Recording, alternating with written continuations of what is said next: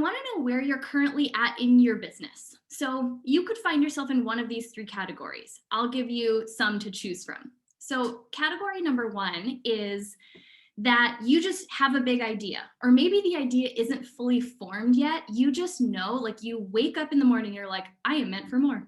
I am not meant to be doing what I'm doing right now. I know I'm meant for more.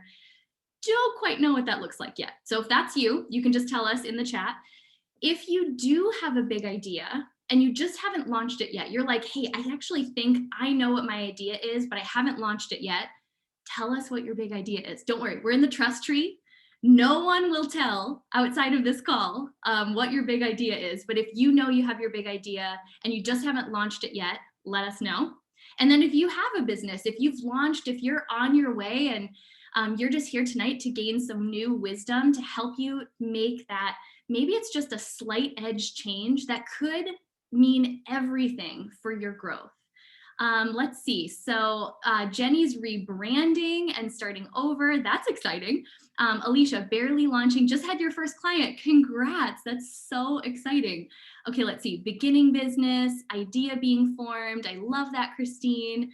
Podcast launching May 10th. Amazing, Ashley. You'll have to tell us what your podcast is called so we can all go and support it. Okay. Idea being fully formed. Great. I really want to know. So if you're not, if you haven't commented yet, tell me in the chat. And here's why. So you guys who do know me, you'll be real proud. I have slides for tonight. We're going like real official. However, I am fully prepared to throw all of these slides out the window if they don't serve exactly who's here on the call tonight. I think we're going to cover enough it's going to benefit you no matter where you are, even if you're sitting there right now going, gosh, look at all these powerful women. What am I doing here? I'm definitely not turning my camera on. I don't belong. If that's you, you can just let us know in the chat too, because we want you to know that there is no such thing as being not far along enough to have this conversation tonight. So I love this. It looks like, let's see, Natalie said, diving into side hustle full-time starting next month. Oh my gosh, I don't know what my life would be without microblading. These brows don't look like this on their own. So exciting for you. Okay, amazing. And pay attention to the chat. You might see someone in the chat who has a really interesting business idea that you want to learn more about. So use this platform tonight as an opportunity to connect. That is the biggest thing I can tell you. That's the heart and soul of what we believe within Powerhouse Women. If you have been around for a while, you know that we live and breathe the motto that we are not meant to do business or life alone. And part of that is what inspired tonight's training. I'll dive in and give you an overview of exactly what we're going to go over tonight. But what inspired tonight's training was a question actually right from our community. We had put out a little question and asked for some feedback a few weeks ago, asking our community, hey, what would you just love to hear another entrepreneur, maybe someone who's further along than you, what questions would you love to hear quote unquote successful entrepreneur? That term obviously can be very broad, but what would you love to hear another successful woman talk about? Like, what do you want to know? Like, what does it really look like in her day to day? And one of the questions was so brilliant, and it actually inspired this entire training. And that was this. Okay, what does it actually look like? And tell me if anyone in the chat too is like, yeah, I've actually always wondered that too. Like, what does it actually look like to go from making that first $1,000? Like you've made 4 figures, you're in business. People have paid you for your gifts. You are now in business. Congratulations. But what does it look like to go from that to like some serious revenue, some serious income, like 6 figures? You know, it's funny, and I was there too. I remember like early on in my entrepreneurship journey, I just had like this fascination with 6 figures. You know, I just think it's just like we see that extra zero and we're like, wow, that just sounds so cool and sexy and fun. So I really don't want you to get caught up tonight in any numbers that we're using, because honestly, what I'm going to talk about is way more of the mental shift that it takes to launch a big idea, like some of you came here tonight with. And then how do you grow it? How do you make an impact in the world such that you are compensated generously, whatever generously means for you? And I also loved the question because this is also how we roll within the Powerhouse Women community. Like, there's just no secrets, right? So tonight, I'm going to, like I said, give you an overview of what we're going over. And some of you might be here because you just want to creep. And I want to tell you what I mean by that, because this is me, okay? So my fellow creeps, you might be here because you're like, actually, my business is already doing more than that. I just want to see, like, how does she run this webinar? And we're going to talk at the end. I'll give you a preview of coming attractions. We're going to talk at the end about a program that we're opening soon. And I'm always just really upfront with that. Like, we're doing this free training. We're going to give you a ton of value. You might just walk away with that. But we are going to talk about a program that we are opening soon. And so here's my invitation to you. Even if you have no interest in any of that, stay and watch and learn how we are using this webinar platform and this free training platform to launch something, right? So if you're in business for yourself, you are either going to be here and you're going to take some amazing content and nuggets away that you can implement right now to grow your big idea to the next level. Or you might just learn by watching, and you might want to take some of what you see tonight and go and implement it in your business. Both are exactly why this free training exists. So I'm really hoping that once I share my screen, this will also allow me to still let people in. We're going to find out. I'm going to share my screen. And then for those of you, if you're just joining, I would love to know, where are you in your business journey currently? Do you have a big idea? Is your big idea still being fully formed? What are you really looking to take away tonight? We're going to very much treat this tonight like it's not like watching TV, right? So I want you to very much ask questions and make this really relevant to you, because that is really why we're here. So tonight we are going to go over really the 3 phases. So when I think about what it took for me to scale a business from that very, very first $1,000, like, okay, I've got something here. People are willing to pay money for this. I think this idea has some value, all the way to $100,000 a year. And then we've actually been able to do that same result in a month. And I say that not to impress anyone, but to say, like I was sharing, this is so not just strategy. This is mindset.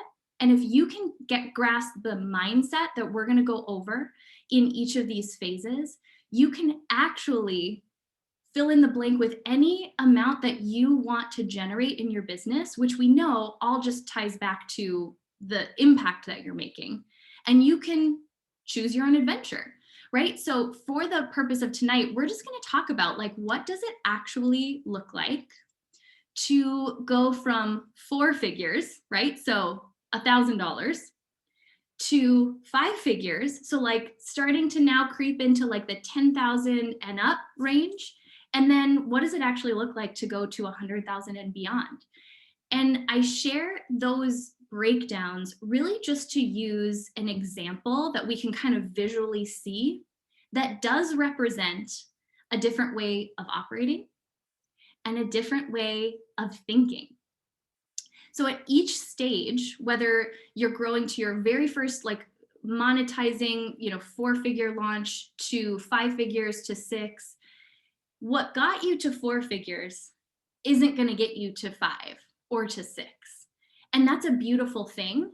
But often what I see with the women who I've mentored, or even in my own journey, is I kept just trying to do more of the same, really wanting a different result. Give me just like an amen in the chat if you can relate to what I'm saying there. Let me see if I can actually open the chat. Okay, now I can see everything. Yes, and that's the thing, is I really want you to know there's really no secrets, and there's also no magic pill. There's nothing I'm going to share tonight that you couldn't hear on a podcast or see somewhere else, but I really want you to allow tonight's conversation to get in here, to get into your heart.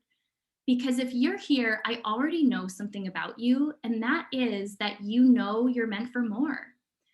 So I really want to start off talking about the only thing that actually matters tonight, and that is your big ideas. So if you already know, okay, hey, here's really what my purpose in the world is, or here's something I'm interested in, I want you to share in the chat. I would love to start to hear what all of you, we have almost 100 people on this call, what all of you are creating in the world. So start to tell me in the chat, like, what's your big idea or your business? And I specifically use the term big idea because I don't know if anyone on here fits into this category, but when I was starting out, I knew there was more for me. But if someone would have called me an entrepreneur, I would have gone into oh no, that's not me. I don't have a business. I just have this little thing on the side. Anyone currently referring to their big idea as like, oh, just this little thing on the side? If you are, like, no shame whatsoever. I've definitely been there and found myself downplaying this burning passion within my soul, as I would just call it, like this cute little thing. Now, there's nothing wrong with that, but here's the conversation I want to have about that big idea that currently is keeping you up at night. And I see so many amazing helping women entrepreneurs. Yes, like, hand tap to that. Cindy, I love everything you're creating. Parent mindset strategies. Sarah, provide people with systems. I'm like, that is such a sexy word, systems. We'll talk about systems in a little bit. Everyone needs to know Sarah. Heidi, I freaking love you. Heidi is someone also you need to know. Single ladies, everyone needs to follow Heidi. Amazing. Let's see. Shanae, create confidence via clothing. I can fully attest. I feel more confident when I wear clothing from her boutique. Okay, I love this. So here's what I want you to know first and foremost, before we have any other conversation. That big idea, that thing that brought you to the call tonight, that thing that you can't stop thinking about. It may even be the thing that you see other people doing something similar and you start to doubt, like, is that really for me? I want you to see, and one of the reasons I have people share is, even if people are doing similar things, even if I added up all the people on this call who want to impact female entrepreneurs like I do, we're doing it in our own different way. And if, like, the response to us doing this call is any indication that, even if there's people doing what you want to do in the world, the reason you can't stop thinking about it is that idea was given to you for a reason. And it's not about you. This is the good news and the bad news, but it's mostly good news. It's 100% about who you will serve. And we'll talk a little bit in a bit about what do you do when you bump into comparison? What do you do when you are, like, stuck in imposter syndrome? And just, like, be honest, anyone here ever dealt with imposter syndrome? I'm like this week. That comes along with it, because this journey that you're embarking on, and some of you are already on, is, again, not at all about the money. It's actually 100% about who you will serve and the person you get to become in the process. And all of that results in other cool things, like the financial component, like other accolades and things that'll come along with it, that will end up just feeling like, oh, that's cool at the end of the day, because it's more about who you get to become in the process. But I just want you to know that big idea, if you've never heard me say this, the idea that brought you here tonight was not given to you by accident. You feel passionate about that thing for a reason. And it tells me that there are not enough people sharing that message yet. The fact that you feel called to share the message that you do means that there's someone out there right now who needs it, and they need to hear it from you. So as we go through the content tonight, can we all just kind of like make a pledge that even if that imposter syndrome shows up, those thoughts of like, yeah, well, that's cool, that happened for her, but that couldn't happen for me. Can we just, like, invite ourselves for the next 90 minutes to just keep setting that aside. Like when the doubt shows up, and it will, like we're human, it'll probably show up 10,000 times for me. Okay. Like prepping for this training tonight, I had to go through it. So if you went through it tonight, I'm with you. You're not alone. But can we just agree to, park it in the parking lot? I love that, Brittany. So we're just going to park our imposter syndrome, our doubt, our fear. We're just going to park it over here. You're welcome to pick it up afterward. I suggest maybe we don't. However, you're welcome to. If you just miss it, you can go visit it. But for the sake of tonight's conversation, can we just think a little bigger, and think bigger meaning outside of ourselves? So when you feel that any imposter syndrome or anything else show up, just instead kind of say, thank you very much. Thank you for sharing. And I want you to instead refocus on the fact that this is not about you. I want you to think about one person that your idea could serve. Even if that feels like a stretch, just think, who could this serve? Okay. I'm like, already I'm like only on slide 2 and we're already into this. So the reason I asked in the beginning why or how many people were newer to Powerhouse Women is because, and this is a lesson for all of you too, I always want to skip over this part.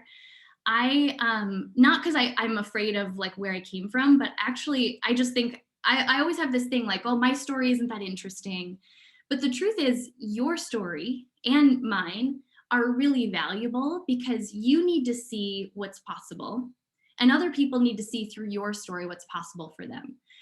So if you're brand new around here, I'll give you the highlight reel of maybe what people see on the outside and what they know of Powerhouse Women or me. And if I didn't already introduce myself, I'm Lindsay. Hi. But if you're brand new here, so I founded Powerhouse Women almost exactly 4 years ago, almost to the day. On April 25th, 2017, I published a book called Powerhouse Woman. That's significant for a reason that I'm going to get to on the next slide. And I never meant for it to turn into anything else.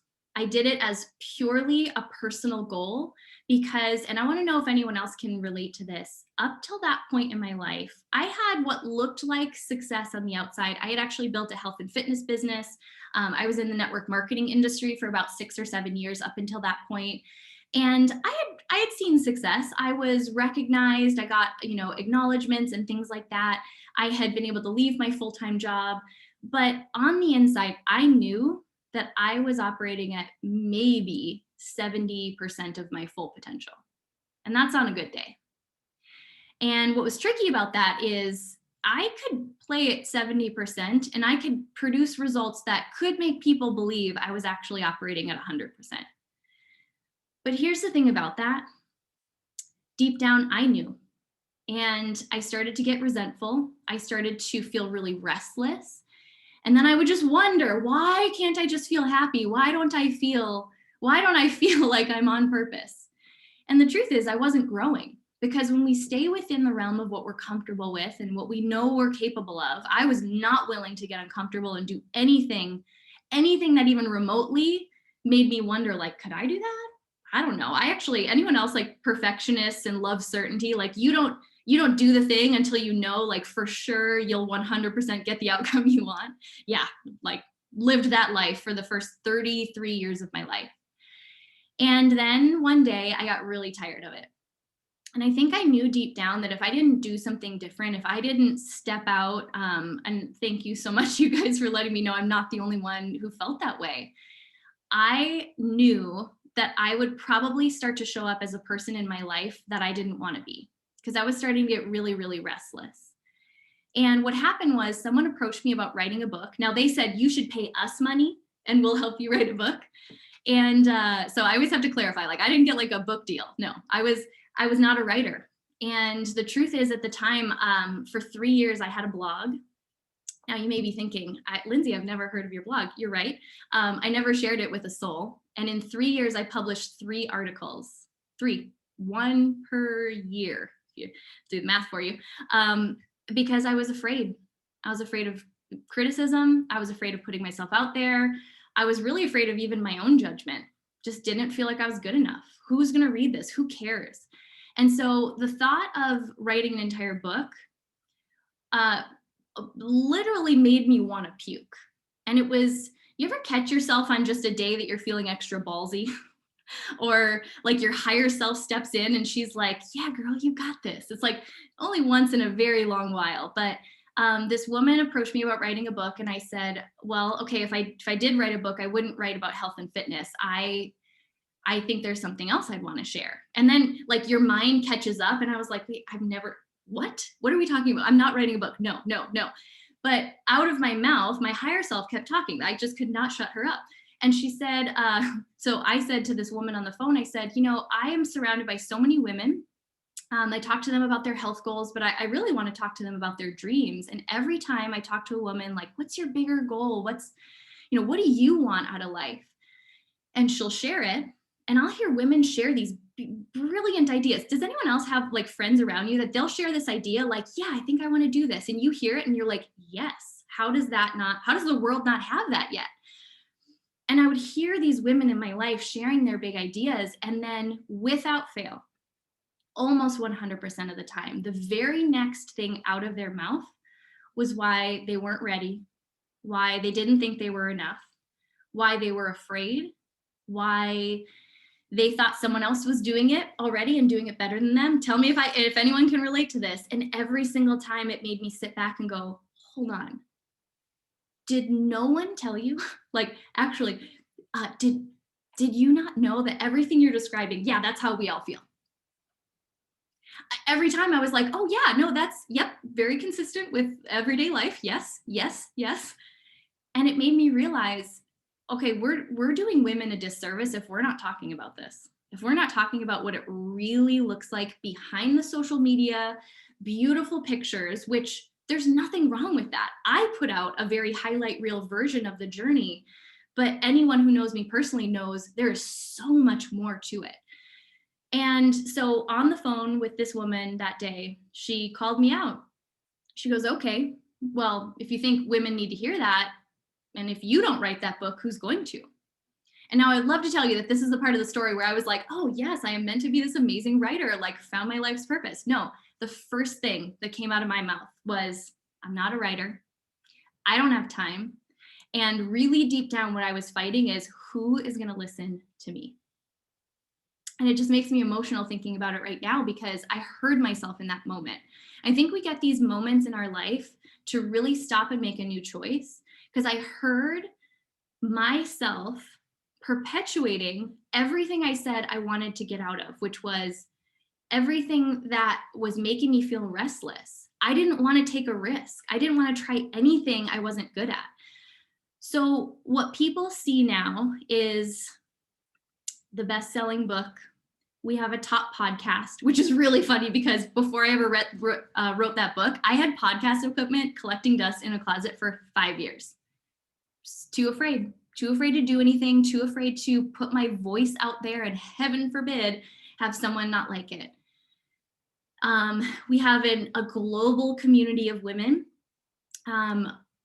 countries that I've never even heard of or visited, or don't know a single soul there. And it's all really cool. Like all of this, like seeing this little collage is really cool, but I want to show you what I'm even more proud of. And it's this. So I had to like go in the archives because there's not many photos of this time in my life when I was like getting in my own way. So on the left here, this is actually this little photo shoot we did. That is me with brunette hair. I've had every color of hair under the sun. But we were doing a photo shoot for my little blog. It was called Love Lindsay. So cute. So that was the photo shoot for my blog that no one ever saw. The branding was like pink and purple, like neon pink and purple. It was bad, but you know, it was the thing that I never actually did. And then once I launched the book, I'll never forget. So this picture on the right, I was invited to my very first speaking engagement ever. Before I'd ever spoken in front of hundreds or thousands of people, I thought I was going to puke. But I will never forget the feeling that day, because these women who were all total strangers to me, they didn't know me. No one knew me, really. I had no following, was not known in the entrepreneurship space. I will never forget, they all had these little bells on the table. If you look really closely, you can see. And what they did, it's kind of like our version now. Those of you who've been to the Powerhouse event and you've seen like the hand tap, it's like the version of the hand tap. Like when they were resonating with something you said, they would tap their little bell. And I'll never forget how that felt, that a message that I felt, was given to me, that I'd spent a year pouring my heart out in this book, having to get over myself day after day after day, almost quitting 6 or 7 times, like for real, almost quitting. And here I was getting to deliver this message in front of these women, and I would never turn back. I knew I'd never turn back because I felt a glimpse of what it was like to step into my full purpose. So for those of you who are on here tonight, I just want you to know, like, where in that conversation you're hearing yourself. Because again, it's one thing to look at what you see on the surface right now, but I love this girl so much, because now it's not as scary to go out and do the hard things, because now I've built up like this muscle. But this girl that most of you never met and never saw, you never saw the journey behind the scenes, this is the girl who made it all happen. So don't forget that as we go through tonight, that most people have small beginnings that no one sees. And that's what actually builds the success stories that eventually people will look up to. So let's dig in and talk about this. So what does it actually look like? Because I don't just want you to like connect with this purpose and see something bigger for yourself. I really want you to know that it's the most incredible feeling in the world to be living in your purpose, and also know that you're changing other people's lives to the point that you are compensated for it. Now, if you're on here tonight and you see your purpose as more of a passion project, and you're not really interested in like making a certain amount of money with it, that is so beautiful. And you're still going to get so much out of this. But I want to know, what goal for your big idea is next for you? Is it that first $1,000? Are you like in launch phase? I love it. All of you are like, I know these girls. Yeah, we just had this amazing, really fun photo shoot done. So you're going to see a lot of the photos. No one has seen these photos yet. We're launching a brand new website that's coming very soon. So preview of coming attractions. But I want to know, where are you at in this journey? Are you really in the phase of scaling to that launch, or it's really launching and like generating your very first dollars ever, right? So $0 to $1,000. Are you already monetizing, you kind of know where you're at and you're looking to scale to more like the 5-figure range? Or are you like already making 5 figures on your way to 6? And I ask this for a reason, not so that you can compare yourself to anyone else on this call, but because I want to know how much time to spend in each of these phases. Because again, that's what this is all about, impacting you. The other thing is, I want you to notice that we're really intentionally breaking this down. I'm not a big fan of like here's how you go from 0 to 6 figures kind of plan, because let me just say, there is a whole lot that happens between there, a whole lot in your mindset, a whole lot in your strategy, what you focus on. So this was actually really fun. I've never sat down and just broken down these phases, but I'm going to literally take you piece by piece through exactly how this looked for me.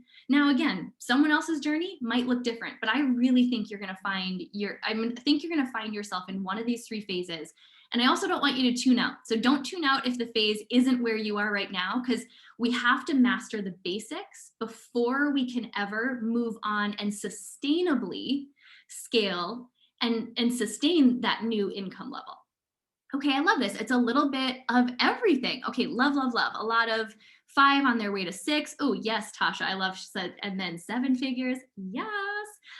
Okay, and then a lot who are generating their very first $1,000. Love this. Okay, perfect.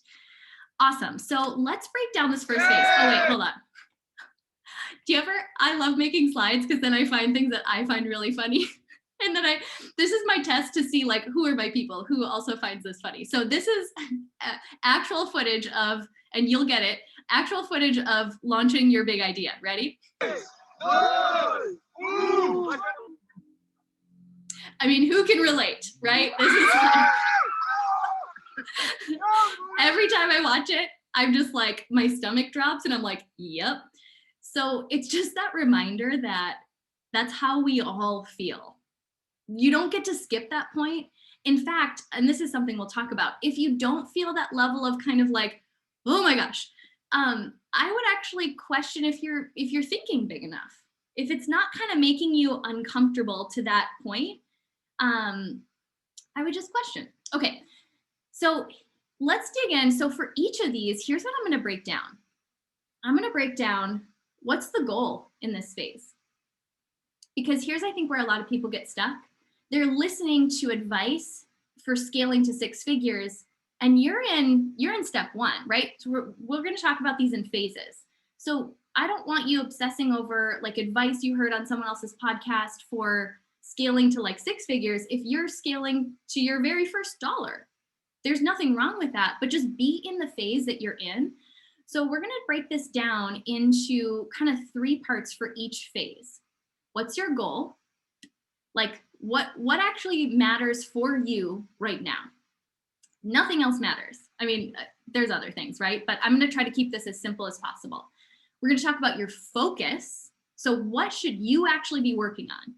Not, again, don't get distracted by the other things. What's actually going to help you scale from 0 to your very first like $1,000? To me, this kind of says like you're starting to generate money. You're starting to be compensated for your gifts. So where do you focus when you're in that phase? And then those of you that are past that phase, making sure you have this foundation. And then mindset. Mindset could not be more critical in every single one of these phases. And I'm just going to share really honestly and transparently what I've had to overcome in each phase and still have to overcome. It's not like you get over one and then you never deal with that again. No, they like to come back and they'll bring their friends oftentimes, those fears. So, okay, let's kind of break down this phase 1 and what your goal really is. So the thing to know is that phase 1 is all about proof of concept. It's not about generating thousands and thousands of dollars. It's not about having the perfect messaging and the perfect marketing and the perfect website. Is this giving anyone else like major permission? Like your goal in the first phase, and this should just take so much pressure off of you, is just to answer the question, is your idea viable? Meaning, do people want it? Does it solve a legitimate need, or does it fulfill a desire that people have that they're willing to pay money for?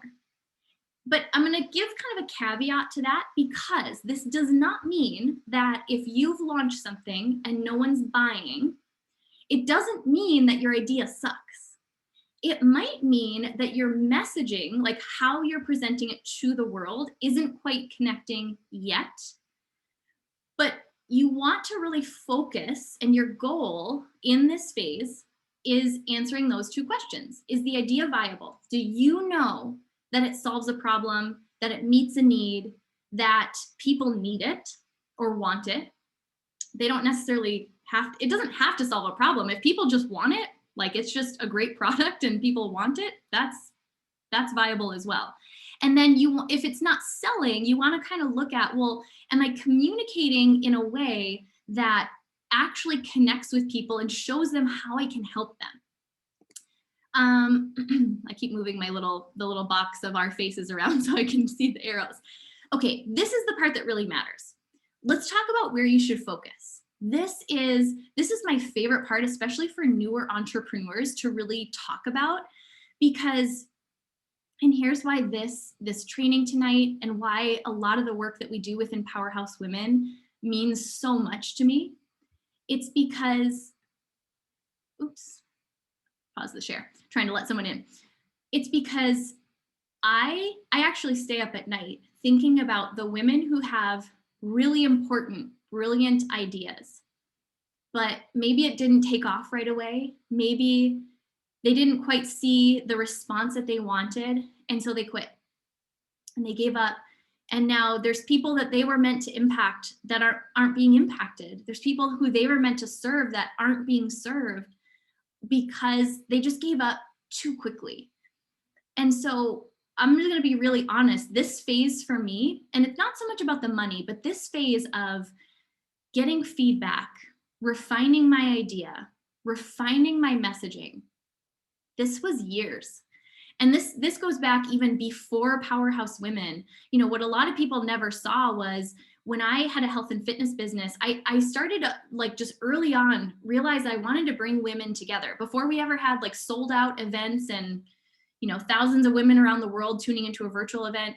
I used to host these lunches. I was very creative. They just were called Ladies Who Lunch. And I mean, if anyone like real OGs was like ever at one of these Ladies Who Lunch, I don't think so. I think those people have moved on. But I will remember, like, I will never forget. I think I was beside myself one time having like 20 people show up, like thought I had like really made it. And then the very next week or the next month, we held a monthly, 0 people showed up. And I ate lunch by myself because I was like too embarrassed to tell the waiter that like no one showed. I was like, oh, there must have been like yeah, they just got busy, I guess. Yeah, check please. But you know, people didn't see that part. They didn't see the consistency of showing up and creating community and bringing women together and serving and just trying to figure out what the heck I would even talk about. So in this phase, it doesn't matter how much money you're making, but this is something we all need to do. I am still building in this area. You're focused on consistency, especially before your idea has been proven. It's the easiest time to quit. I'm going to talk about that in a moment. Consistency. Are you showing up even when you feel like you're speaking to crickets? And then building credibility.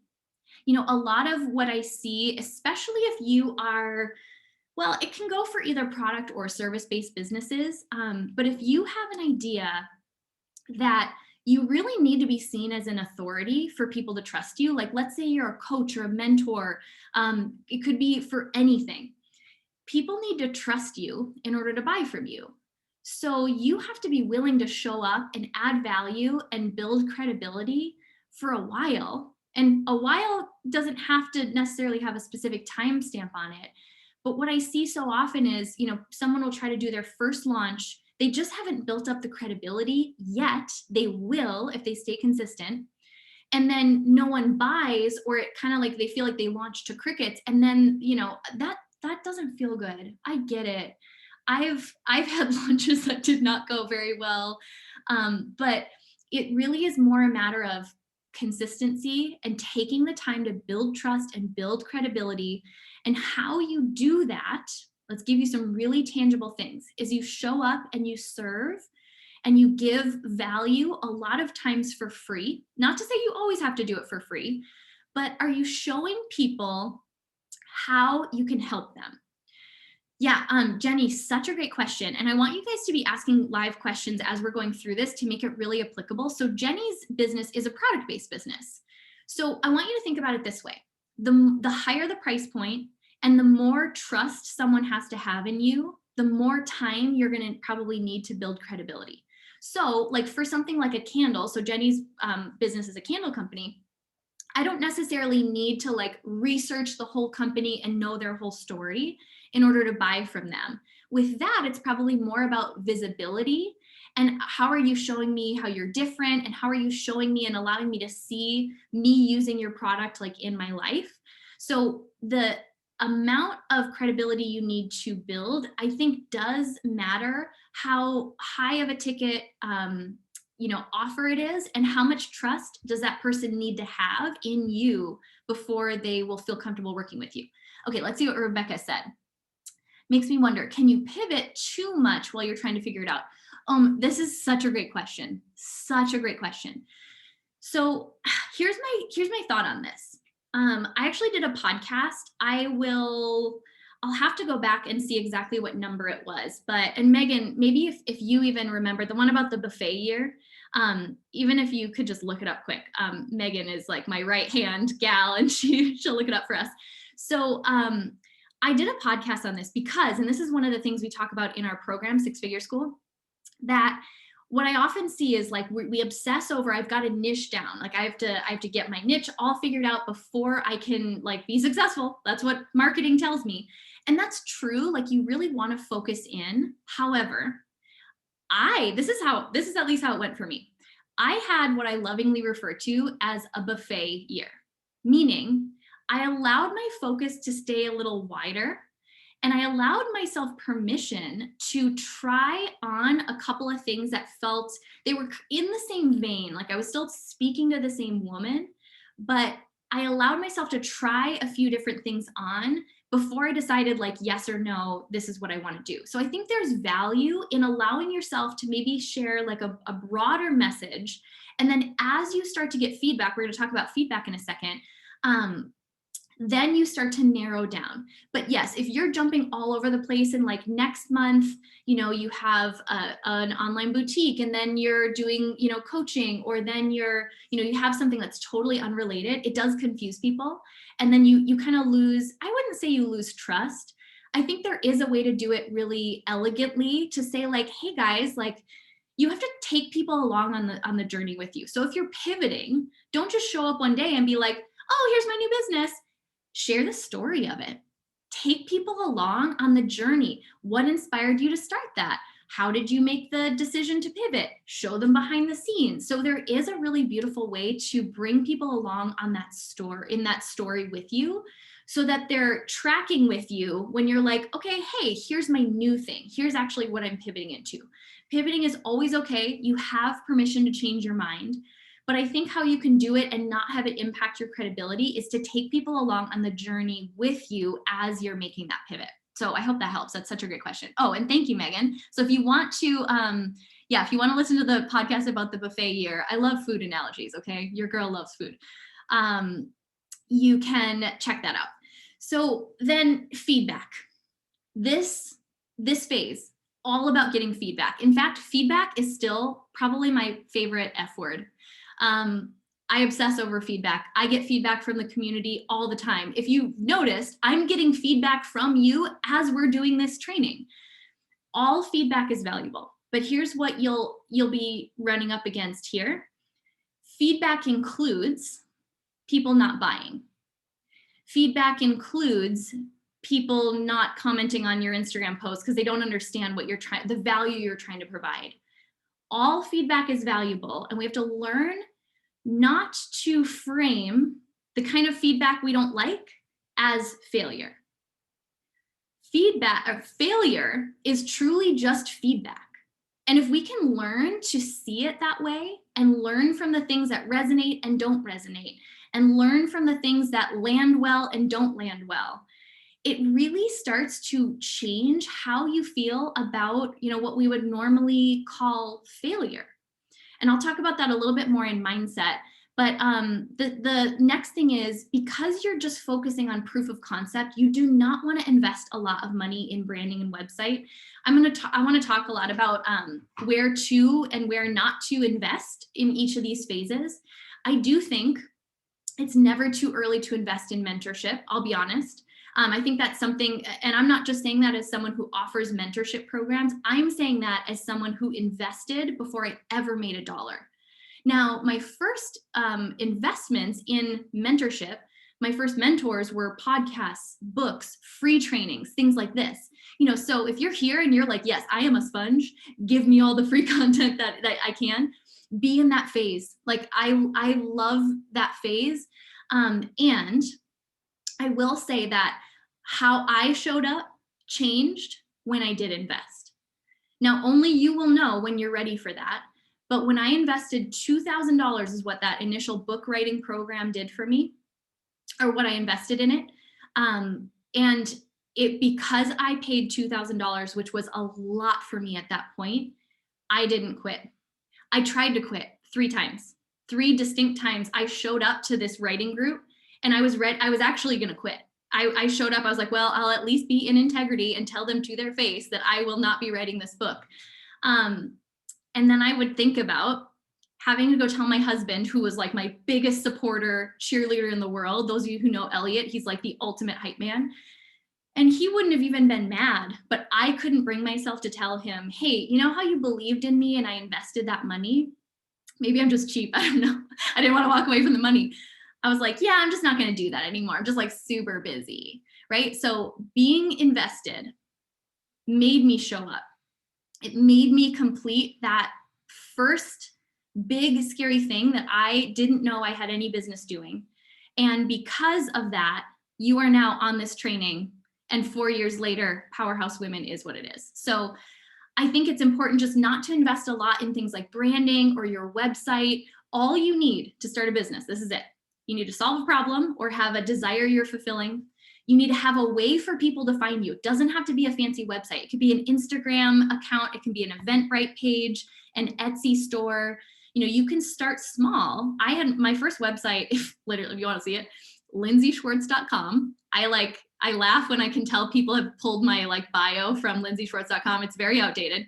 And I built that myself. Took me a freaking whole week to build, but I built it myself. It was like $300. So you don't need a lot. But then I want to talk about this last part, because this is really where I think, again, so this is something for those of you in phase one, but also those of you who are thinking about launching something new. I'm going to give you all my secrets. Okay. So I want to tell you, this is exactly how I run my own business. I never spend money unless I know I'm going to get a return on creating that thing. So I don't create products or services that I don't know are going to sell. And I think there's a lot of fear around spending a lot of time, developing a product or something that you don't know if people want yet. You don't know if there's demand. So what I have always done is I will sell it before I create it. Now that might sound really radical, right? You're like, Lindsay, how can I sell a candle before I've created said candle? You can, right? So if you have a product business, here's what this looks like for products and service. I'll do a quick overview, and then at the end, I'm going to leave plenty of time for questions. So I want to answer your specific questions, but product-based business, here's what this can look like. You can do a pre-sale, right? You let people know, hey, we're launching this super special limited edition collection. It's pre-sale only. Here is what we're launching. You pay for it, and then I send it to you once it launches. I think I saw Lisa pop on here. My friend Lisa has a company called Prim and Clove. They started with a Kickstarter campaign because it's handbags. It was things that were very cost intensive for her to launch. So she launched with Kickstarter, which is brilliant because then she got her community involved in the excitement of the launch. So Kickstarter is basically crowdfunding, right? So you can launch a product, people pay, and then if you reach your fundraising goal, then you actually, get to make the product. If you have questions, and if Lisa's still on here, yes, she has a great podcast too. Shout out to Lisa. But you can connect with her. She did that. So you can do things like pre-sales or Kickstarter campaigns to get the cash that you need in order to create the product. It also will tell you really quickly, are people going to pay for it? Because I do think that, and I'm going to talk now how this looks when you're launching more of a service, or let's say a digital product. Nothing is worse than spending all your time and energy creating something only for it not to sell. And there's definitely things that you can create that will sell. So we want to keep you focused on those. So I'll give the example of, so Diane, what if it doesn't sell? Great question. Yes, thank you. Sometimes my brain goes in little rabbit holes. So if it doesn't sell, again, go back to, okay, is your idea viable? Get more feedback. Okay, what did people want? What do people actually want? Even ask. A lot of times I am never ashamed to ask for feedback, even feedback that I don't necessarily want to hear. What didn't you like about this? What do you wish it did? Was it the price point? Was it the design? What didn't resonate with you? If you can get feedback from a core little group of people, it doesn't even have to be a lot of people. Refine until you get there. So Christine, such a great question. So what's great about, depending on how you do your pre-sale, it kind of depends on how your business is structured. So this is my favorite story to launch about a launch that did not go well. So we use the term girl gang around here, and we had, when we very first launched the original OG version of our girl gang membership, people were like, oh my gosh, we need jackets. We need matching jackets. We're not a real gang until we have matching jackets. So we launched Girl Gang Jackets. And we did this amazing collaboration with a female fashion designer. Yeah, and Diane, that was the thing. Everyone was like, yes, I want jackets. They all said it, but I was like, I am not making jackets that y'all don't buy. And granted, we made something that custom and beautiful. It was like, they were like, I don't know, $100 or so each. So it could have been that our price point was higher than what people actually wanted to pay. But because we made them, so we did made to order, meaning we did not make a jacket until someone sent us their money. So you can do things like small batch and custom runs and just make sure you're pricing accordingly. That way, if you only sell a small batch, you're not out the money. Or if it's a product where it doesn't make sense for you to do that, then you might have to go back to the drawing board. Products, the product-based business is one that you just need more money to start. And so I'm not going to dwell too much on this because, yeah, and we'll save the specific questions till the end because you guys have some really, really great questions. But I want to talk about what this looks like for a service-based business or coaching, mentorship, online products. So I'll give the example of what we did when we launched Six Figure School. So what happened was, and I'll share more about this at the end, we had women in our community. We have a business mastermind, a higher level business mastermind, and I had women, a lot of them who are on this call, several come to me and say, hey, do you have sort of like an entry-level business mentorship? Do you have a recommendation, a program you recommend? And every time I went to think about it, I was like, you know what? There's just nothing that really captures what I know these women need. And then finally, it was actually Megan who's on this call. She was like, hey, hello, dummy. Like, she didn't call me a dummy, but she was like, maybe you should create it. Like, hello. But I knew that to do it the way that I wanted, it was going to take a lot of time and energy. Like, I would want to really do this right and really set women up for success. So here's what I did. There were about 10 women who had sent me DMs over a couple month period. And I said, hey, if I did this, if I put together this 12-week business mentorship, here's the price. I charged them full price. We did not discount it. And here's why. Because I didn't want to sell something at a discounted rate and have people say yes. But then when I went to sell it at full price, it didn't connect with the value. So I wanted to test, are people willing to invest what I know this is worth? And so what I did is I put together 8 women said yes, and we did it live. So I didn't record a single video module. I didn't do a thing other than I put together the course outline. They opted in to join. They were the very first, like OGs. So if it weren't for them, there would not be a six-figure school.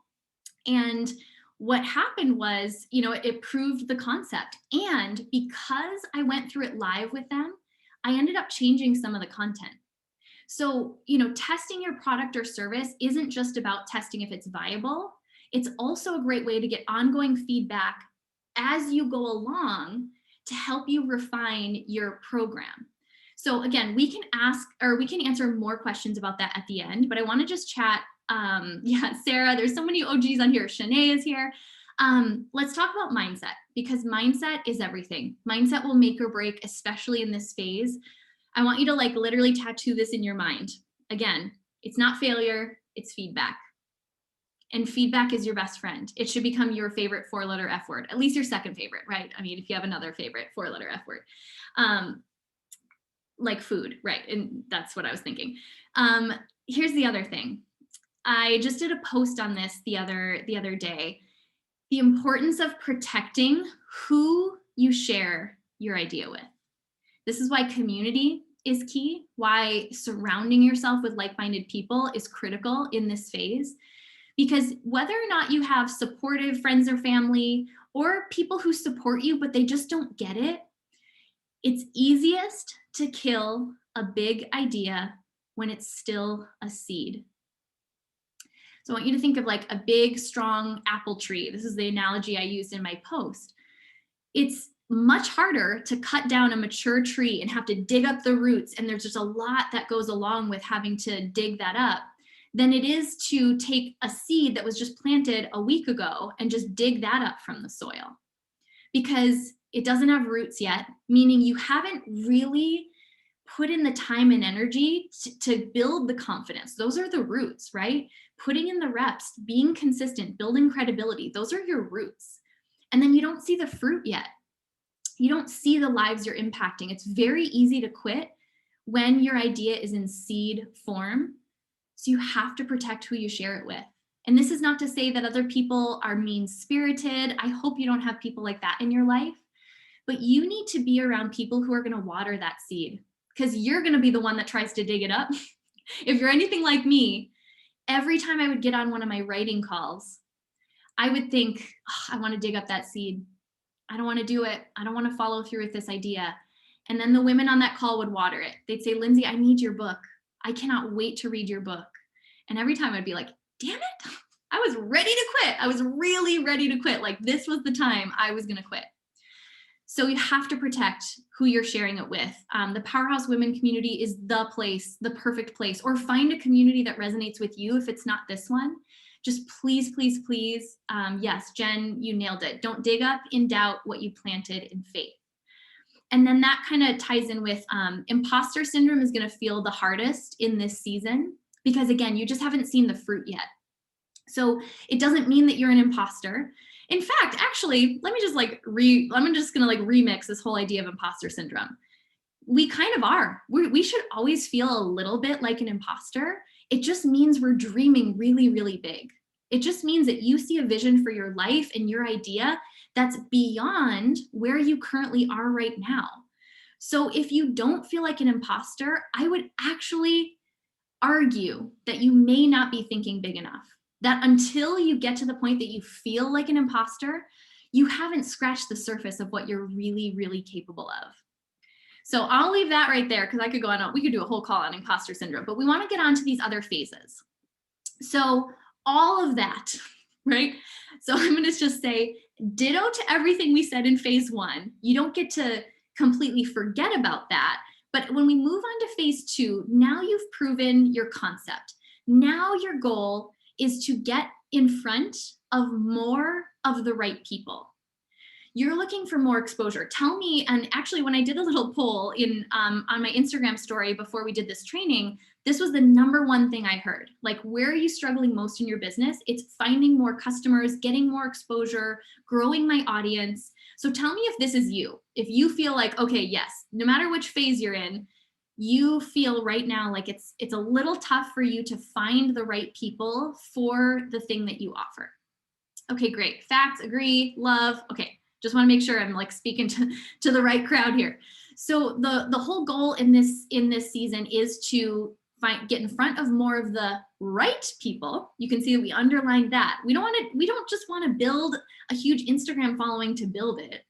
That's exhausting. And then you're more likely to have haters in that group because you're not building with the people that you actually are meant to serve. We just want to get in front of the right people. And we want to create excitement with those people about what it is that you offer. Okay, you'll see focus here is sales and marketing. Whether you love or hate those terms, that's just what they're called. So, part of it is learning to fall in love with sales and marketing, because that's the channel through which you get to serve. Marketing is attracting the people, like attracting them to you, having them lean in, like, hey, what's she all about? Like, what's she offering? And then sales is like having them convert to a customer. So bringing them into your audience, building awareness, and then actually inviting them to make a purchase with whatever it is that you sell. Now you'll see, this is not a typo. I didn't accidentally leave consistency and building credibility here. We're always doing that, okay? Always. And then just a reminder, you have to be in it for the long game. It's funny because I have friends who have like 10 times the amount of Instagram followers that I have. And I was with one of them the other day, and she was like, man, it's just so hard to grow on Instagram right now. And it was this moment where I was like, okay, I look to you and I'm like, man, how did she get to like 200,000 or more? And maybe right now you're looking at someone who has 10,000, like, how did they get there? We're all always looking to build our community and looking to create awareness for people that we can serve. It's a long game. So again, the consistency piece, remembering that how you build and how you grow is by showing up and adding value day in, day out. And then, now that you've proven your concept, you really want to switch your focus to delivering results, yes, but then making it easy for other people to share those results. I'm going to just hang here for just a minute, because it's important for anyone who doesn't really know the journey of Powerhouse Women. Up until this year, this is the first year, 2021, that we've ever spent $1 in advertising, like Facebook advertising. And I think this is really important to know, that in this stage, I would not really recommend putting money into advertising yet, because you can do so much organically. And until you've built the foundation organically, it's kind of like this. This is kind of how I see the analogy. If you invest a lot in sales and marketing, in paid marketing, paid advertising, it's like inviting people to a party where there's like not anyone there yet. Like, there's like one weird guy in the corner, there's no snacks. It's like there's really nothing going on yet. And so these brand new people who don't know you yet, right, who've never been exposed to your brand, they get to the party and they're like, this is weird, I'm out. Versus if you take the time and the consistency over time to build something that has energy, that has excitement. And I'm going to share exactly how we did this when there was like, it was just me and my dog, right? I'm going to share everything that we did. But you want to focus on building something for people to be excited about, and an energy that you're inviting them into, before you then go and invest money into paid advertising to bring new eyeballs in. Does that make sense? So if anyone's ever been like, I don't know, like, shoot, I'm not growing, should I be running Facebook ads? Master the basics. It's not to say that ads are bad, but master the basics before you invite people to your party that doesn't have snacks yet. That's just mean, right? So some of the things we did in the very beginning, I'll never forget the very, very first Powerhouse Women event we ever did. So it's kind of hard to get people excited about an event that's never happened before. Like, we had no photos, we had no nothing. I was like, trust me, this is gonna be great, right? It's just gonna be fun and you should be there. I did have snacks, okay? That's just like tip number one. If you're having an event, have snacks. That's what you need to do. But I remember being so overwhelmed. And I had this vision. First, it started with like 50 people. No joke, you guys. The first thought I had was to have the Powerhouse Women event like in someone's living room. No lie. But then as my vision started to grow a little bit bigger, and I was like, well, maybe we could get 50 people there. Gosh, maybe we could get 100. And I'll never forget, Erica Grace, who's on here, was at that first event. Maybe some of you were as well. I remember the day that it clicked for me. And this is what clicked. I didn't need to know 100 people. And honestly, I didn't have even 100 Instagram followers. We had no Powerhouse Women account because it didn't even exist yet. And I had like a small personal following who knew me for health and fitness. So wanting to talk about entrepreneurship was like a total pivot. And I'll never forget, one day, I really think it was just like a God thing. All of a sudden it occurred to me, Lindsay, you don't need to know 100 people. You don't have to personally get 100 people there. I just had to think of 20 people who could each invite 5 friends. And I know that might sound like simple, like, well, duh, why didn't you think of that? But I really want you to think about, do you allow other people to help you? Do you make it easy for them to share about what it is you're up to? Do you selflessly share their stuff without even asking, so that when you turn and you want to ask them for help, they're so willing to support you? You know, I think this is the power of community. This is where I think people choose to do it the hard way, is we don't think about how can we do this together versus each of us trying to do it alone and figure it out. But you have to, number one, you have to deliver results, and you have to make it easy for other people to share. So like that first event, we didn't have photos because the event hadn't happened, but I had a vision that I shared with other people, and then they shared it with other people. So sometimes it's going to start with just like the tiny like kindling of a fire, and then it grows and then it expands. And I'm sure some of you here, like how many of you here tonight had no idea who I was, but a friend told you about this and that's why you're here? I really want you to get that that's how it can look in your business too. And we can talk a lot more about that, but delivering results and then making it really, really easy for people to share those results, right? Providing assets that they can share, asking them, telling them exactly what you need. If you're launching a new company, Then say, hey, I'm launching my new company. Will you share this specific Instagram post? Will you copy and paste this text? It would mean the world to me. How can I support you? How can I share something of yours?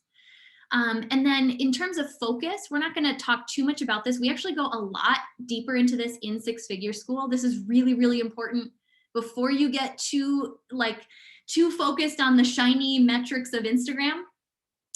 You want to focus on growing your email list. You want to focus on growing audiences that you own, not rent. So if you think about, like social media platforms are rented space. They could charge us for using Instagram tomorrow. They could take Instagram down. You want to be in this phase focusing on building audiences that you own. Okay. So we'll just kind of leave that there and we can answer questions at the end. Mindset. How many of you honestly have trouble asking for help? Like, I'll be the first to share. I've not always been great at asking for help. But here's the thing, you're just not meant to do it alone. I'll just say that until I'm blue in the face. I actually might get that tattooed. We're not meant to do this alone, because I need the reminder every single day. This is where, especially when you're starting to scale to the, now you're starting to make some actual money. The value of community, I cannot underline it enough. And mentorship. You're going to hear me say this over and over again, because here's the deal. Growing to your first 5 figures, you can do it on your own. Oh, for sure you can. And, and maybe you already have. But why do it the hard way if you can learn from someone who's done what you want to do? And again, this doesn't have to be paying for a program. It doesn't have to be anything like that. But why would I reinvent the wheel if there's someone willing to show me exactly how they built the exact kind of business I want to build? And this is the thing, I don't know if there's one thing I've gotten right. I've always been willing to bet on myself. I've always been willing to invest, even when it didn't make sense, because I knew that with the right tools, just with one little mindset shift, I know I'm meant to be successful. That's not a question. I deal with imposter syndrome. I deal with all of that, but I show up differently for my business when I invest. And hear this. This is probably the most valuable thing you'll hear of all of this tonight. Whether you invest in anything I ever create or not, I want you to remember this. Invest in the person you want to be 1 year from now. Don't invest in what feels comfortable today. It probably won't stretch you. Invest in the thing that feels a little bit uncomfortable, and you know that your future self would invest in that. That the business you want to have a year from now and what you'll be earning, you'll look back and be like, that was the best money I ever spent. That's what I've done. And if there's one thing that I can say has been the common denominator with all of my growth, I'm always willing to bet on myself and figure it out. And it didn't always make sense financially. Lily, how do you search for mentorship when the service you want to provide really doesn't exist?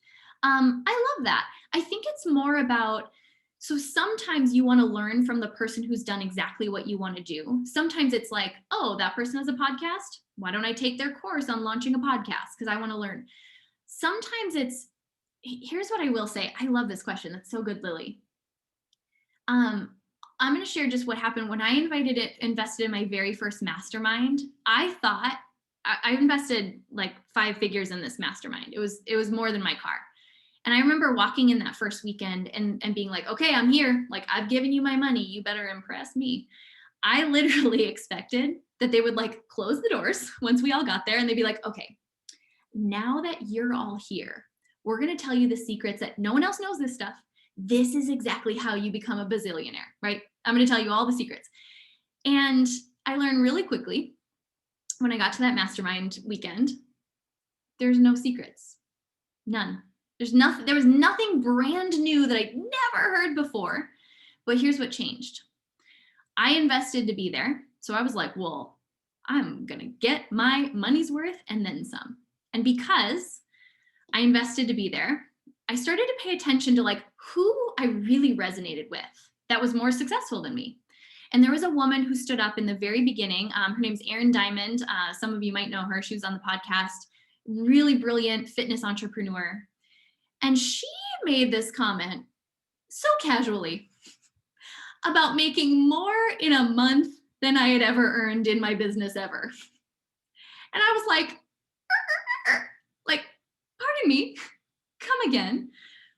And I just remember thinking, oh, I can't go up to her and just say like, hey, can you tell me exactly how you did that? Like, I'd like to hear your whole story. But I was like, nope, I paid to be here. I'm in the same room as her. Must mean I deserve to be here. And so I sat down at lunch and I said, hey, I want you to know you inspired the hell out of me with what you shared earlier. And I just love to hear the story of like how your business came to be. And I just remember that was such a turning point because, and here's the thing, those of you who know me, I'm like very personable, right? Love people. Erin's more reserved. So approaching her really intimidated me. Her success intimidated me, and just her persona. She's just a different personality type. Now I love her. She's a great friend, but I was really intimidated by her. So it took a lot for me to ask her that question. But because I paid attention, I showed up differently. So I don't think it's as much about going back to Lily's question. If there's no one who's done exactly what you want to do, that doesn't matter as much as this. Whose mindset do you want to study? I'm far less concerned about exactly the steps someone took, because I'll probably do it my own way anyhow, but I want to know how they think. I want to know how they see their business. That's always more valuable to me than the actual strategy itself, because strategy is just someone else's opinion. So a lot of times in masterminds, I take or leave some of the strategy. I really listen to what feels authentic to me. But then I obsess over like, how does this person think? Like, how does their mind work? How do they operate? What can I take from them that is applicable to me? Not take in a bad way, but like, every mentor I've ever had, I'll take parts of what I really admire about the way they operate, but then I make it my own and I leave the rest. I've worked with some amazing people, but I didn't turn into like a little Chris Harder just because Chris Harder was my last mentor. I took from him what made sense for me. And then there were things that I was like, nope, that's not a fit for me. So anyway, great question. Clearly I could go on about that too. And then comparison. Here's where comparison just really starts to come out to play. The moment you start to have success, all of a sudden, and I deal with this too, even right now, it's especially when you invest in like masterminds and programs, it's really important to just notice comparison is actually a very natural thing that our mind does. Our mind is always scanning our environment, like what's dangerous, what's not, how does this stack up to that? So just start to pay attention, when comparison happens, and it will, here's me telling you, it'll happen. Whether or not you feel personally susceptible to that or not may be individual, but you have to remember you were given that big idea for a reason. Even if there's other people doing it, still means you're meant to be doing it, and you're going to do it in your own way. So I think just in general, another thing that I've really gotten from being a part of different mentorship programs and things like that is just that reminder that, I'm on my path. And I can take inspiration from people, but I have to pay attention to when I start to think I need to do everything that everyone else is doing in order to be successful, and instead focus on developing like a really, really strong self-awareness and intuition. And again, we can talk more about that, but in this phase, I found my comparison showed up big. And it was really my comfort zone trying to keep me small. Because my comfort zone is like not a dummy. It knows like, oh, here, we'll start to show her more pictures of people who look like they're more successful. That'll take her out of the game. And we just have to know, like, your mind is not your friend. That's probably the best thing I can tell you tonight. Your mind, not your friend, wants nothing to do with you pursuing your big idea. So when comparison shows up, it's not a bad thing. It actually just kind of tells you you're going in the right direction. You're probably getting dangerously close to a breakthrough. And so again, we can talk more about that if anyone wants, but let's talk a little bit about, we're gonna, go through this one a little faster, but all of this builds up to, okay, so once you start generating revenue in your business, how do you really, like, okay, Lens, like really, here's the truth for my own business, and I'll always be completely transparent about numbers and what it took.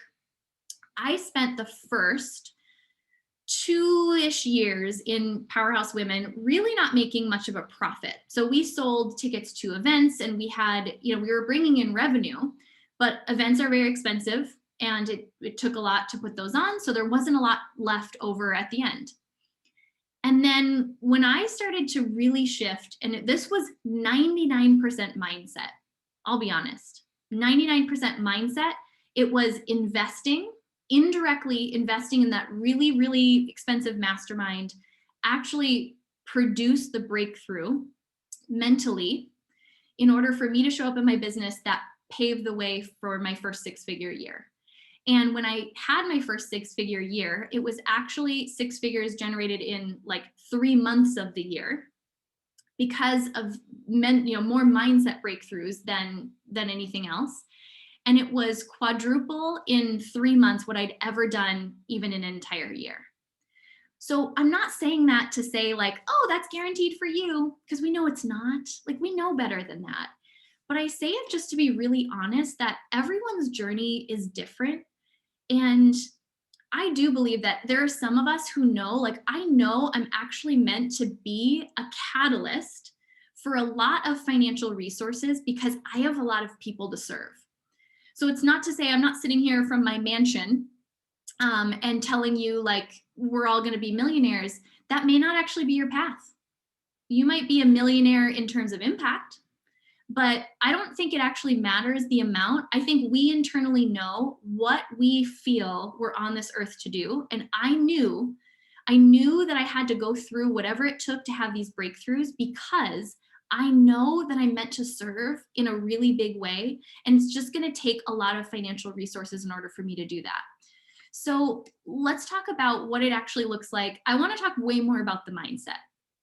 I think it's important to know that when you start to scale, systems, where's Sarah? Shout out to Sarah, right? Systems are key. Identifying your zone of genius. What are the things you're uniquely good at? And then outsourcing and delegating things that aren't. So this is a whole exercise we actually do within six-figure schools. We actually talk about like, how do you decide what things should you outsource? Like, how do you decide how much you can afford to outsource?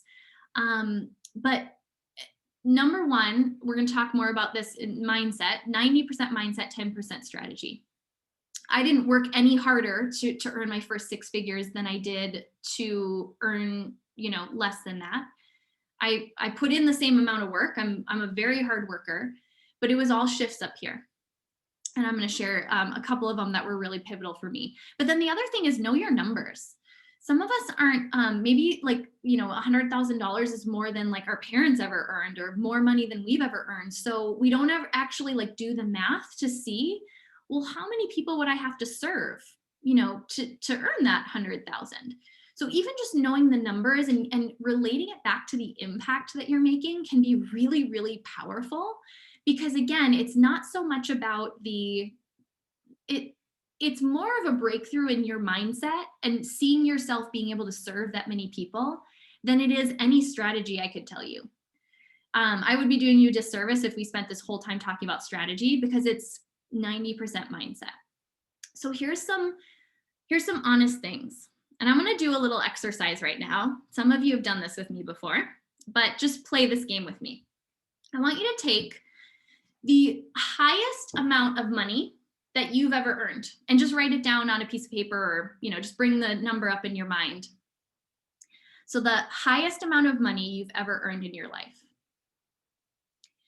And then I want you, okay, so does everyone have that? Obviously you don't have to put it in the chat, just think of the number. Everyone has it. This is a check-in, make sure we're all still alive. I want you to add a 0. So let's say my number was $50,000 in my mind. Now I just made it $500,000. So you're taking the most money you've ever earned, add a 0. Now I want you to think of this. When you think of you earning that amount through your business, your big idea, your impact in the world, what shows up? Are some of you, and this you can share in the chat, you don't have to share numbers. What shows up? Honestly. So if you think about, most I'd ever earn is $50,000 and I'm like 500,000. My first thought might be like, yeah, like, do you know how many shoes I could buy? Okay, I love this. Thank you for the honesty. Sweating a little. Love that, Kelsey. Scared shitless. I don't need that much. So good. Diane, nothing. That's okay. I laughed at how absurd that is. Gosh, these are so good. Feels so big. Wow, but scared. Shock. Okay, these are amazing. Yep. Keep going. Nausea. Yeah. And honestly, some of you might be excited at first. Yes. Okay, Diane, that's so good. A lot of times if our mind's like, I feel nothing, it's more like we can't even stretch to that right now. More confident and comfortable. Yes, Jen, I love that because part of it. God. Oh. God, cut all my weight. I'm like, I don't know if she meant to unmute, but that was probably pretty representative. But how? Okay, so good. I could cry, can't even imagine. Okay, here's what I want you to know that reveals to all of us is it's just an indicator, again, feedback of where our current financial set point thermostat is.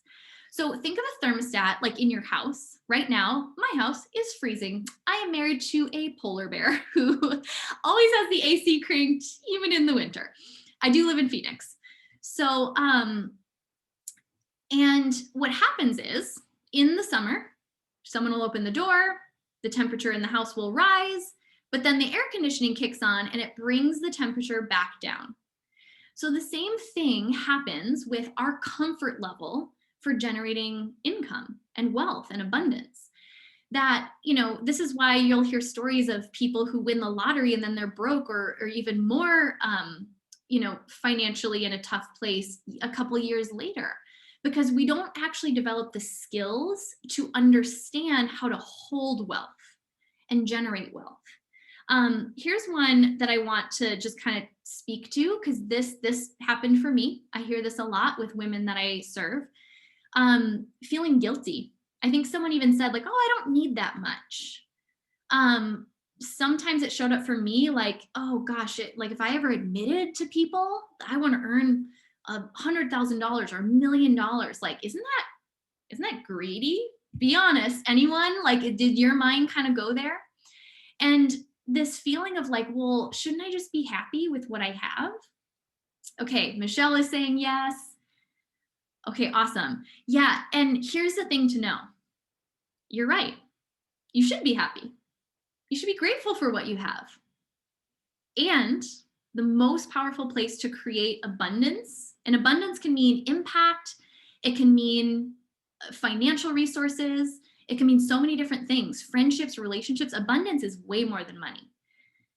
But the most powerful place to create from is one of being grateful for what you have and stretching yourself to what's next.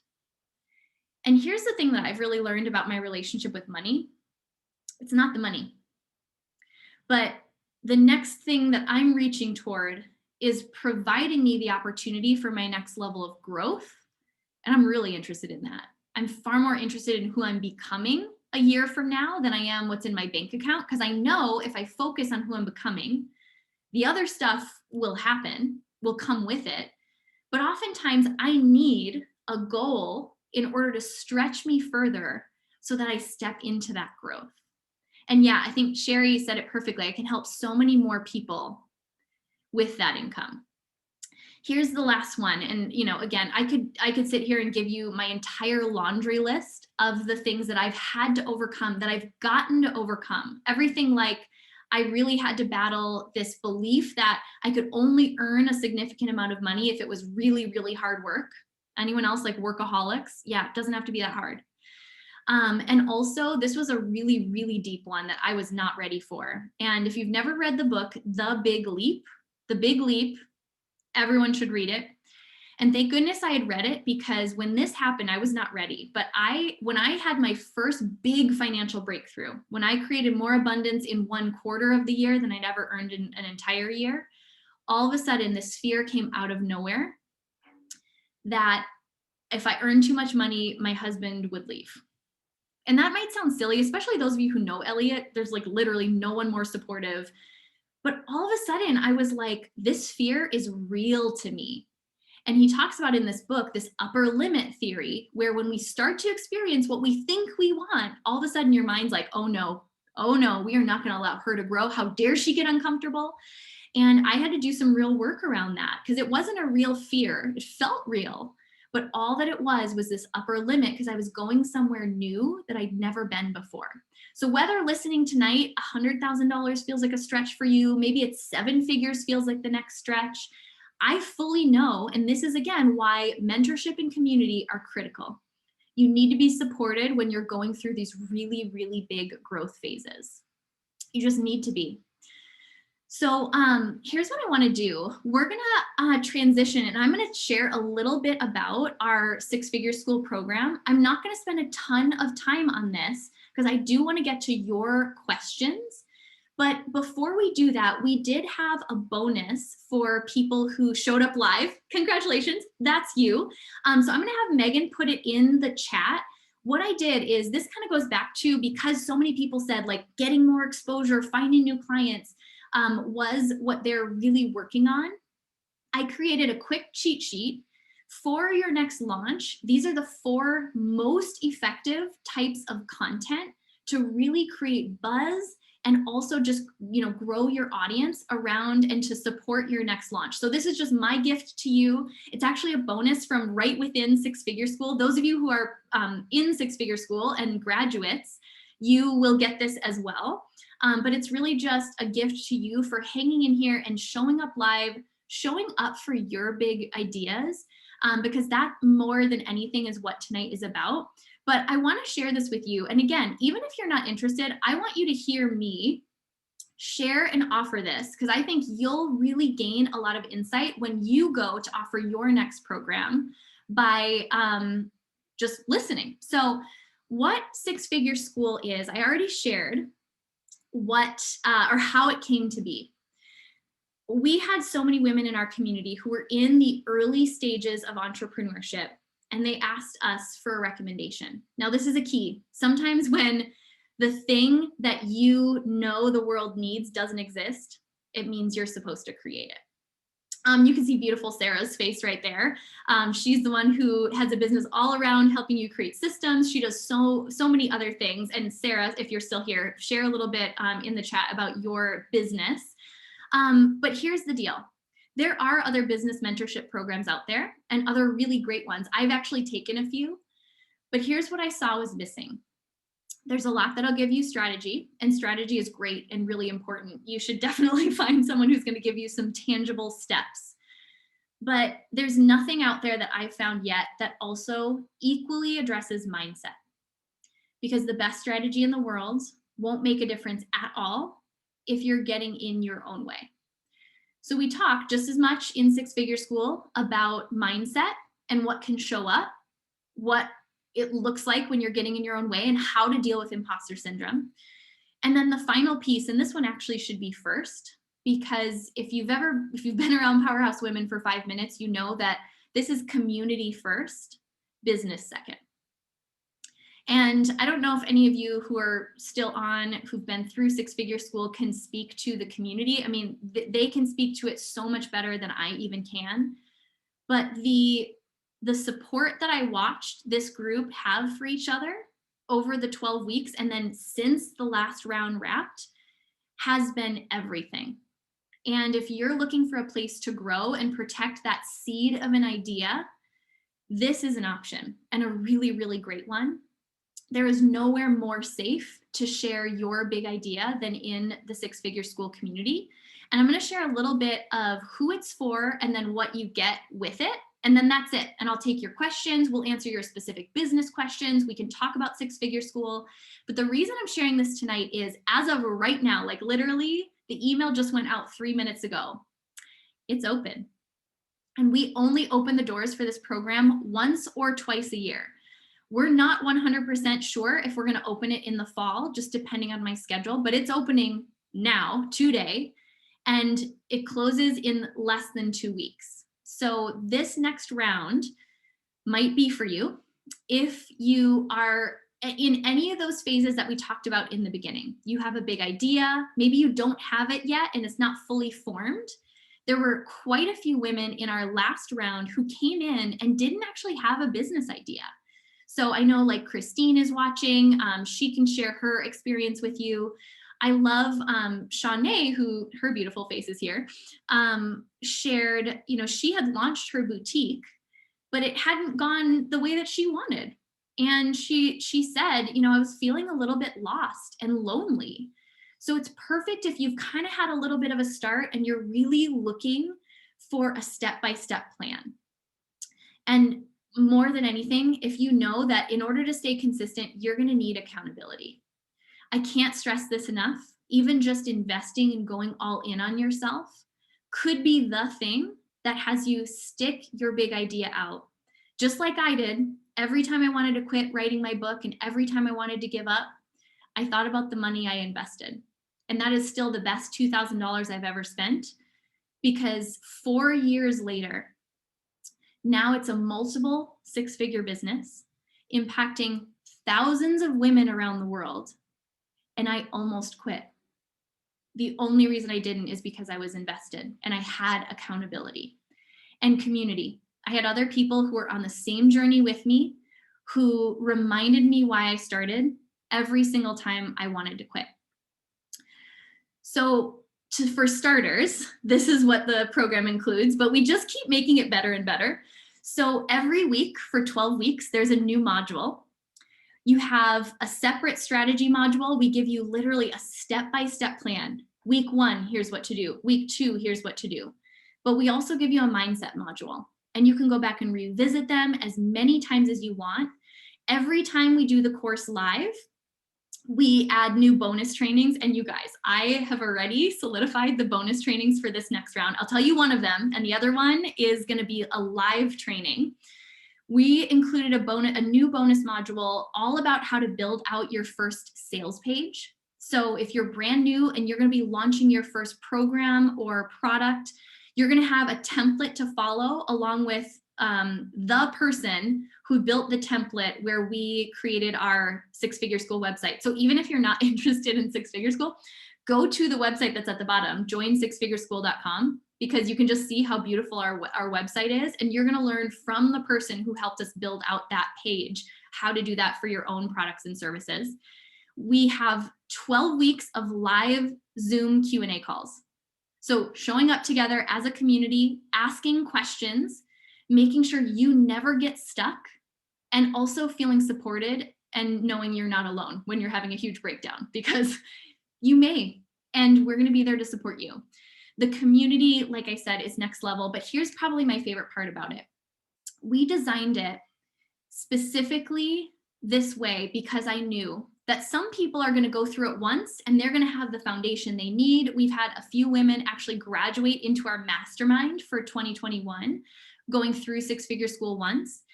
But for most of us, myself included, my journey took a little longer. So you have access to Six-Figure School for life. For the life of the program, for as long as it's around, you can come back and you can grow at your own pace, which is why I always tell people, even if you don't have a business yet, heck, the first thing I would do is put myself in community with other people who were doing what I want to do.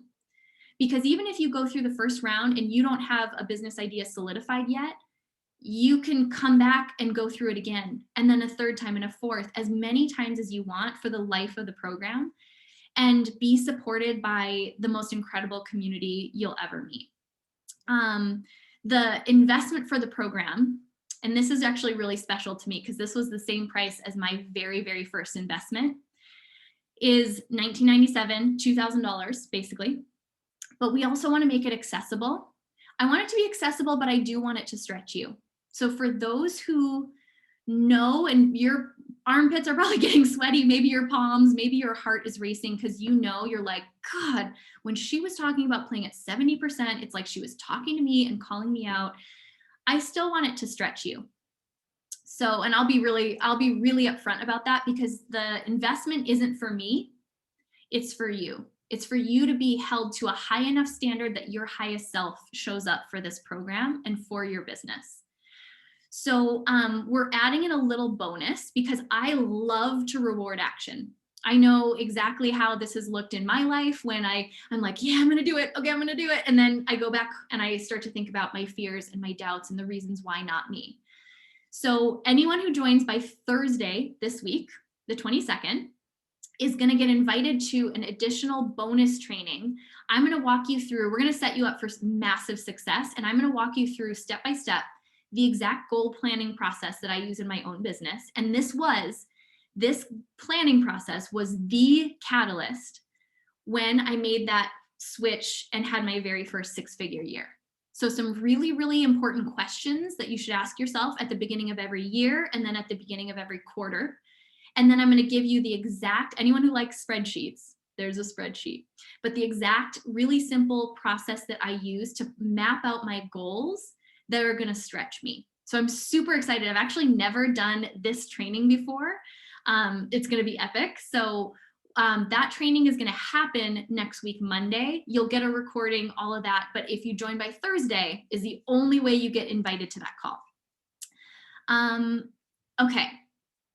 Now, I mean, with that, obviously, I'm going to just say, I'll end on this, and then I'm going to stay on for a couple minutes and answer questions. We can answer your specific business questions, and we can also answer if you have questions about the program. But here's what I want you to just think about coming away from tonight. What is the next goal that's really going to stretch you? Maybe it's a financial goal. Maybe it's something you've been thinking about and planning. And maybe like me, you have podcast equipment collecting dust in a closet. I want you to, if you're willing, share it in the chat. But what's the next thing that, if you are honest, you've really been dragging your feet and waiting to feel ready and waiting to feel like you were enough. And it's just time for you to freaking do it. I want you to just call yourself out, right? Create some accountability. What's the next thing that is going to stretch you and force you to show up as your higher self? And what support do you need? What support do you need?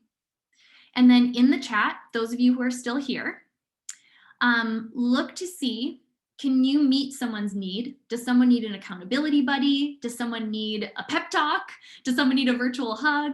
Maybe you need a connection or a resource, or you're looking to collaborate in some way. So what's your next stretch goal? What's going to force you to show up as your highest self, and what do you need? And then as we're taking questions, I want you to just keep connecting in the chat. If you're going to stay for questions, we'll just hang for maybe 15 more minutes. And don't walk away from tonight without getting what you need. So I'll have Megan share the actual link for 6-Figure School in the chat so that those of you who are interested, you'll also get an email, and you'll get a couple of emails, right? You can always opt out of them. We're not upset if you aren't interested. We only want to send you the info if you are. But just know that some of you are going to take a really scary step in to your higher self and join us. And it's going to change your whole life. So while we start taking questions, I'd love for those who, so if you have a question, what you want to do is go at the bottom under reactions, and you can just click where it says raise hand. I'll take a couple of questions in the order that I see them, and take your business questions or your questions about 6-Figure School. I'm just catching up on the chat. So I already see so many of our previous 6-Figure School grads are commenting. And they're just the best. I'm like, see, I didn't even ask them to, and they're already just like so here for your success. So if you have questions, go ahead and click the little hand raise button. We'll take them in order. And then don't forget to keep sharing too, just like what you need, what your next stretch is, and what you need as far as support. Okay. And then if you don't see where to raise your hand, you can just type in the chat, hey, I have a question, and I'll come to you next. So Christine, I'll have you unmute and you can go first. Sure. So my question is I know I've already gone through the school and everything else, but what if there's someone who's on here that has not an idea in the world, but there's something in their heart and they know that they should be doing something? Would you suggest to do this, to take the leap? Well, I feel like I'm like, you are the perfect person. I'm like, I should have you answer this. So I'm just going to totally put you in the spotlight right now, because I want to share So Christine, that was the very real question she asked me when she was considering six-figure school the first time around. And it was the first time I really had to sit back and I was like, well, okay, I never want to tell someone yes unless it's like a hell yes. I would never, ever try to convince someone to join if it wasn't for them. But the more I started to think about it, here's two things you need to know. If you don't know what your business or your business is yet, you're still like sitting there with your just that feeling you're meant for more. It's not too early to join because and I'll have Christine share what her breakthroughs were. You're going to exponentially speed up your journey by being around other people who are doing it. Here's the caveat. You really have to be careful not to slip into the comparison, right? Because there's going to be people in the course who are a few steps ahead of you. But what I told Christine, and this is why you are so special to me. You are so special to this community. This girl used to show up on our connection calls last year, wouldn't turn her camera on. And now she's leading calls for the six-figure school graduates to stay connected because they all missed each other. And she's asking questions on a call in front of 50 people. Like, you don't have that kind of breakthrough unless you put yourself out there. But you really have to be careful not to compare your journey to anyone else's. So if anyone's sitting here tonight and you're thinking like, yeah, I think I really do want to invest and like be a part of something like this, you just have to know that comparison might be something you battle with. And we're just always going to be there to remind you that, nope, you're on your journey. Your growth is going to be totally your own. And there's never a time that's too early to join. But what would you add to that, Christine? Like, you can speak so perfectly to people in that place. I could say that I went in with 3 or 4 different things that were on my head, and I came out with totally something different that I didn't even think that could actually be something. So, I mean, I'm not really, don't get me wrong, like money's okay and everything, but like if it doesn't monetize anything, I don't really care. What really impacted me throughout the whole process was making a difference in someone's life. Like, I feel like you made a difference in my life, and the women that I shared the whole community with, they've made a difference in my life. So that's what I want to do to someone else. So I really don't care if the money comes or the money doesn't come, but I would invest if you can, like she says, like you pay attention when you pay for it, actually. There's free programs everywhere. You won't get anything unless you actually pay for it and invest the time. So I take the leap 10 times over. So, but yeah. Well, there's a big Christine fan club in the chat right now. And, and that's the thing to know. I think just to remember too, and this has nothing to do with investing in this program, that I can remember like wishing I were further along. And we have to remember that we're actually most relatable when we're still on the journey ourselves. That goes for a health and fitness journey, a business journey. Like when you can say, hey, I know exactly how you feel. I was just there like a month ago or a year ago. Never underestimate your beginning or wherever you are. Because if you look at who you were a month, a year, 3 to 5 years ago, and look how far you've come, you absolutely are in a position to help the person you once were. So such a good example. Okay. We have time for 1 or 2 more questions. We can answer specific business questions, anything we didn't get to when I was going through the training. I'll kind of give you one more opportunity. Raise hands if you have one. Lily, it's so good to see your face. I'll have Lily go next and then Jenny after that. I'm so excited to see you here. Oh, hey, thanks. Same here. I feel like I've been so out of the loop. Life has been so crazy with all this COVID stuff. So I know. I'm so happy when I saw that you're going to have this call. So thank you so much for this evening. It's been such a ride to be like back into this mode again, and like to hear all the wonderful nuggets that you have to offer. It's just reshuffled my mindset again. So thank you for that. What I wanted to ask was, last go round, or the first go round, for Six Figure School, I think you offered like some kind of a call or something like that to sort of, help those of us that might be sort of on the fence, just to kind of talk it out. I don't know if you're offering that again. That's what I wondered. Yeah, such a great question. So, and thank you for saying this because I forgot to mention. So we're doing it in a couple different ways. Last time I did offer like individual calls, and if it really comes down to that for any of you, Lily, or anyone else, like I will absolutely like connect with you one-on-one. I didn't put that out there publicly just because my schedule this weekend it doesn't allow to do that for a lot of people. But I'm like literally just a DM away. So if that's something you want to do and you want to connect just for like 10-15 minutes, Lily, I'm so happy, and anyone on here too. The other thing that we're doing is next week, we're offering one more opportunity just for people to really experience what the program is like. And we're going to do a live business Q&A call. So within Six Figure School, this is what we do every week for 12 weeks. We hop on, we ask questions.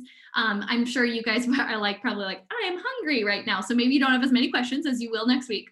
But we haven't, that's going to be kind of like a group opportunity for people to like be able to get feedback and ask questions too, but more than happy. So just send me like a DM, Lily, and I'm super happy to do that for you.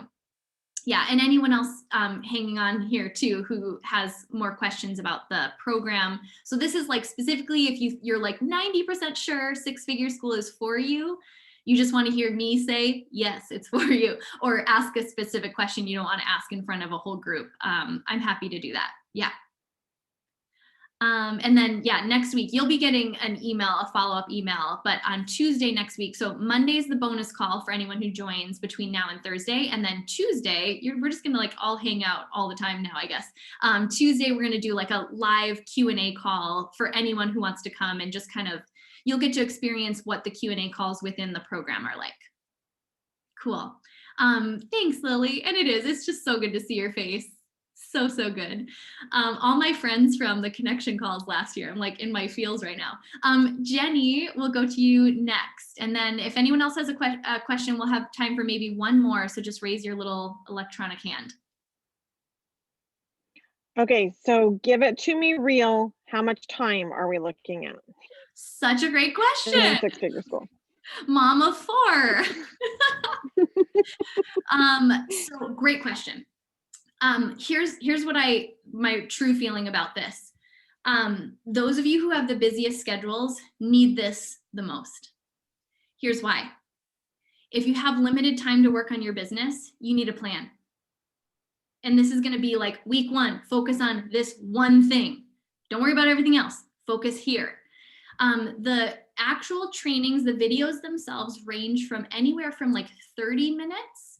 And then a few of the modules are a little bit longer. I don't think any of them are longer than 45. You can break them up. You can go back and rewatch them. And then the live Q&A calls are usually like 90 minutes is what I would have you block out for the full thing. They're always recorded. Everything's recorded, so you can kind of take it at your own pace. But the number one thing I will say is, especially for those of you with kids and family and work, and you never seem to be able to get traction on your ideas, it's probably going to help the most for those of you who have the busiest schedules, because it'll give you a focused plan. Week to week, I would say about 2 hours is just kind of like a gauge. But we have people who bought the course last time and they're still just slowly but surely working through it. So you can kind of go all in for 12 weeks, or there's no such thing as doing it too slow because you have access to it forever. But I do think there's something to like making the commitment and getting traction in a shorter period of time, even if you do it imperfectly. So that's my honest answer for that. Okay, cool. Yes, Robin, if you want to ask a question offline, you can just send me a personal DM. If you know my Instagram account is I'll put it in the chat. It's Lindsay Schwartz, but with an extra L, because I actually tried to buy Lindsay Schwartz from the girl who has it. She won't sell it to me.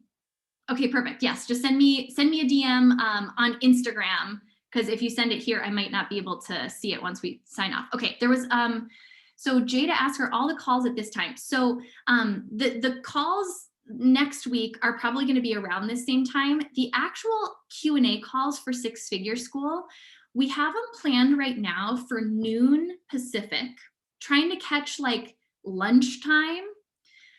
But here's what I will say. If the general consensus of everyone is like, nope, we need evening calls, I'll move them. We're trying to, with multiple time zones, it's hard to find like one time that always works for people. But again, we always record them. You don't miss anything. You can even send me questions in advance and I'll answer it on the call so you can hear it. But the calls in the program are, it's past my bedtime now. Jada, I am with you. It's actually past my meal time. Your girl is hungry. I will take care of that, but I'm also like, my heart is so full, literally just connecting with all of you.